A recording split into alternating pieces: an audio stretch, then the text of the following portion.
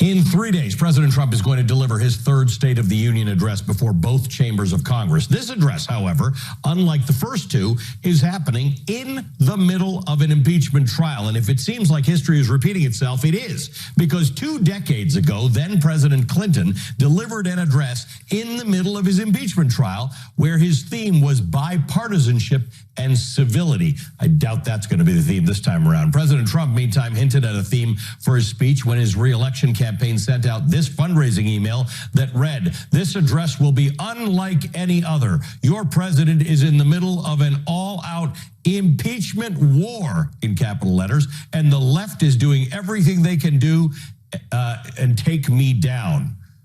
Okay, so he's referring to himself in the second person and the first person in the same letter. My panel is back with me. Donald Trump and himself both sent that email. My panel's back with me.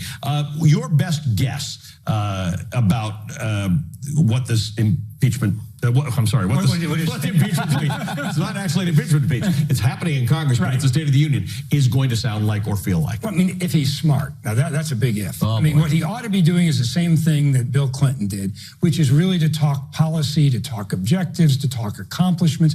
That's politically what he should be doing. And that is what he might do, because this is pretty much a canned speech. On the other hand, this is Donald Trump.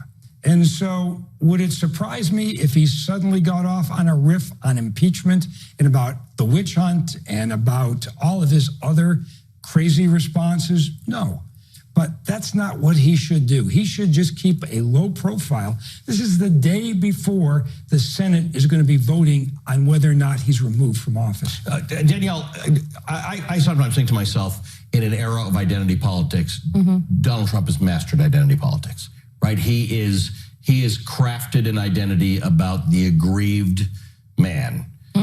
He is more victim than anyone else. He talks about it all the time, and I'm wondering whether that's going to be the tone of the speech. I agree with you, Nick, that he's got things that he can talk about. He can fool people about his economic talk, but I don't know if he goes there. I think he goes down this victimization road. I think you're absolutely right. I think that he sticks with what he's been doing in every campaign rally. I think that the State of the Union is not going to be about the state of the nation. It's not going to be, oh, the foundation of the nation is good, we are solid, we are moving forward. No, I think that it's going to be what everything has been for the 3.5 years. It's been about Donald Trump and what Donald Trump is doing. You want to talk about my face on camera? I can't wait until he rails into Nancy Pelosi and Adam Schiff and starts calling everybody names, and the kind of stoic faces that they're going to have in that moment when he goes off the rails, because he's going to go off the rails. That's what Donald Trump does. If there's anything that we can be certain of in this moment, is that Donald Trump is absolutely crazy. Remember we used to talk about how he'll be presidential in times like this? I know, it was so cute this back is then. The night he became president.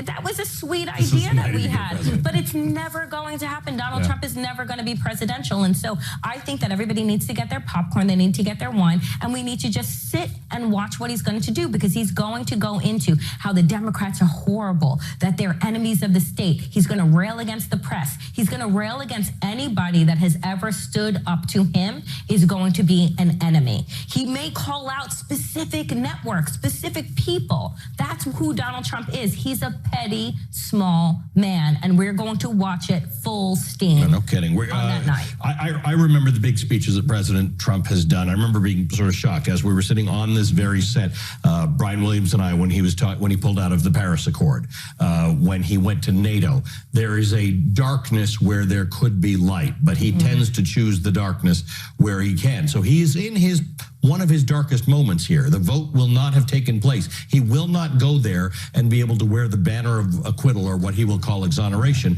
which means the chances are he's going into that dark space. Well, when Stephen Miller is the guy writing your speeches, you can't help but be dark, I think. But I think one of two things is going to happen here, because we've seen this play before. He might go in there and actually might be a little bit more restrained. And then for 24 hours, people will be talking about, wow, he was a lot more restrained. He didn't go where we thought he would.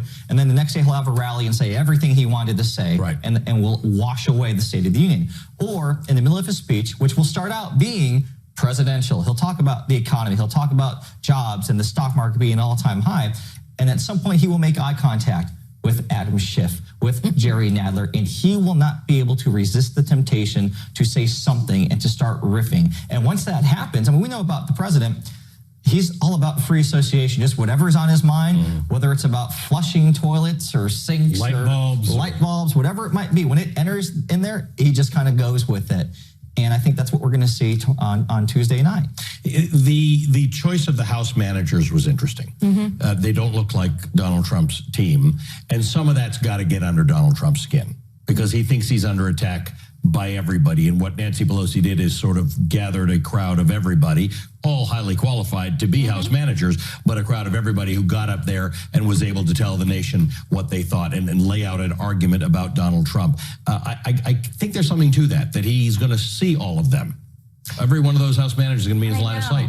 Imagine an America that isn't all white, isn't all male, and isn't all rich. Crazy, the idea of it. Yeah, I think that Nancy Pelosi was very strategic in the choices that she made, but like you said, highly qualified. Yep.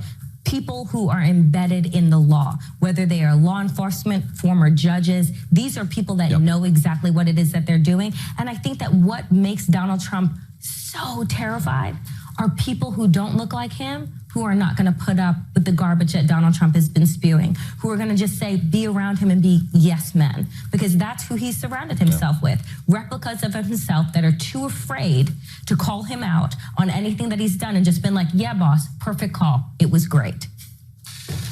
All right, coming up next with the Senate trial against the president winding down, we're going to have a look at how this moment will be remembered in U.S. history.